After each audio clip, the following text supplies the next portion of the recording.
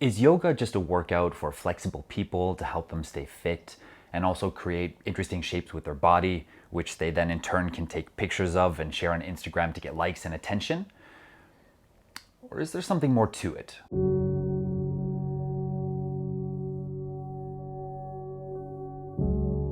Hi everyone, and welcome to Yoga with Leif. And in this video, we're going to talk about what is yoga. Now, I don't know what your background with yoga is, but mine definitely started with a more Western view, where yoga was this thing to stretch the body, and there was also these deep breathing exercises that I didn't really understand why we were doing them, but I just did them anyways. And I think this is the way for a lot of people. And even though yoga is this ancient system, it has a whole philosophy behind it, and people also use it as a way of life, I think in this modern day, in this modern world, people see yoga more as just a workout. And social media has definitely helped to make yoga as popular as it is. And I think also people connect yoga with taking pictures of yourself and sharing them online. So during the 2 courses that I took to become a certified yoga instructor, this question, what is yoga, came up in the philosophy classes. And it opened up for some really interesting discussions. And I actually wrote 2 papers, one during the 80-hour course that I did, and then about a half a year later, I did a 200-hour course where I wrote another little text or essay about what is yoga. So I thought what I'm going to do in this video is read those 2 texts for you and let you know kind of where my thinking has been when it comes to yoga and also as a yoga teacher and how I would relate that to students. But definitely stay tuned for the end because I have a question for you guys. After I read the texts. So this is the first text. If someone were to ask me what yoga is, I would usually say something like, yoga is an ancient system that originated in India. It focuses on the relationship between mind, body, spirit, and reality, as we know it. It's often practiced with a wide variety of physical postures and/or meditation. Part of the goal is to find and live in a more harmonious way with the self, the mind, the spirit, and the outside world. I would give a more official and relatable explanation of how I see yoga, rather than talking about my personal view and how I use yoga in my daily life. Because ever since I came to yoga, I've seen it as a very powerful, almost sacred practice. It's been an anchor in my life. This thing I can always go to and connect with that would make me feel more calm, balanced, and present. I have huge respect for approaching and practicing yoga, almost to the degree that I'm afraid of it. Because I know that whatever yoga really is, it's transforming my life. And into what? I'm not sure. But I'm pretty sure it's something positive. This transformation means saying goodbye to my current and old self. And until now, I haven't been ready to explore this fully. So my personal practice for the past years has focused on the physical postures more than anything else. But the more I learn about the different aspects of yoga, I think that maybe I've always been a yogi. There are so many ideas and concepts I agree with and have been practicing in my life. I just haven't known that these traits are those of a yogi. So this has been my experience and what I've been getting from yoga. But is this what yoga is? Or just what it is for me right now? And is it a good idea to explain to someone what yoga is by telling them about your personal relationship with it? So, what is yoga? As I've come to understand it, I would say that yoga isn't exercise, but yoga contains exercises. The concepts of yoga invite a being to exercise the body, the mind, and spirit. My understanding is that in this modern age, yoga is seen and used mostly for the physical practice and the physical benefits it brings. Thus, yoga is often viewed today as only a physical exercise. But with my current understanding of what yoga is, I would say that the physical aspects are only one part of it. There are many more aspects to explore if a person were inclined to do so. Similarly, a person could be more interested in the non-physical parts of yoga than the physical. And as we're all different beings on our own journeys, I would say, have at it.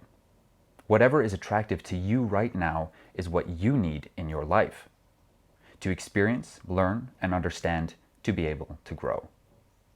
So be open and enjoy your yoga practice, whatever it may be, physical and or non-physical, and allow others their own journeys and yoga experiences without interfering too much. but the disciplines of yoga do invite you to exercise your whole being. My own short and precise definition would go back to the beginning of this text. I would want to give a rather open definition so as not to limit another being's understanding of what yoga is and what they can expect from it, to keep it more objective than subjective and allow them to have their own experience and enter into their practice with where they are today. For example, I wouldn't tell a child what the purpose of life is and what it isn't. That's for them to find out for themselves. But I'd be happy to talk about my life experiences, talk about lessons I've learned and what I believe my purpose is. But as for their own purpose, that's something they'll have to figure out for themselves. But what about yoga? Isn't it something that is defined and not something that changes depending on a subjective experience? The dictionary describes yoga as a school of Hindu philosophy advocating and prescribing a course of physical and mental disciplines for attaining liberation from the material world and union of the self with the supreme being or ultimate principle. That's from dictionary.com. Now imagine telling that to someone who's new to yoga, or someone who only practices for the physical exercises. It might be a bit much to swallow. So if I was asked, I would make it a little bit more simple, like in the beginning of this text. Keep it more relatable. Or maybe I would just say, yoga is what it is. In the same way a rock is a rock. If you use a rock as a tool, building material, or a talisman, it's still a rock. And although there is a lot to yoga, you don't have to use everything it can offer you. But what elements you choose to focus on does not change what yoga is, only what yoga is for you right now.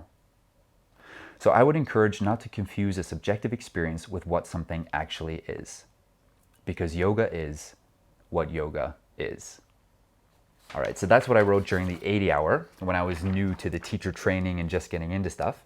And about a half a year later, I wrote a follow-up text about this what is yoga question. As my own practice and understanding of yoga is definitely increasing since I started the teacher training, I still agree with my first definition of what yoga is. On the other hand, I would like to make things a little simpler moving forward, both for myself and future students. The first definition was aimed more towards newer students, people that don't have much experience with yoga or its philosophy. I didn't want to scare them away from the life-changing, eye-opening potential of having a dedicated practice. As in, not wanting to put too big of an expectation on them, but wished for them to enter their practice with encouragement and excitement. Allow them to discover what yoga really is over time and when they're ready for it. Now let's take a look at the first definition to fully understand where I was coming from. And then I have a quote here from the first text, but I don't need to read that again because we just read it. But it ends with the part, from dictionary.com and because yoga is what yoga is. And then I continue. As you can see, I wanted to be very careful with what I said to influence as little as possible. As I still agree with this, some people want and would appreciate a more precise answer. So having thought about it, my new definition, while still using layman's terms, would be: yoga is a practice to increase your physical and mental well-being.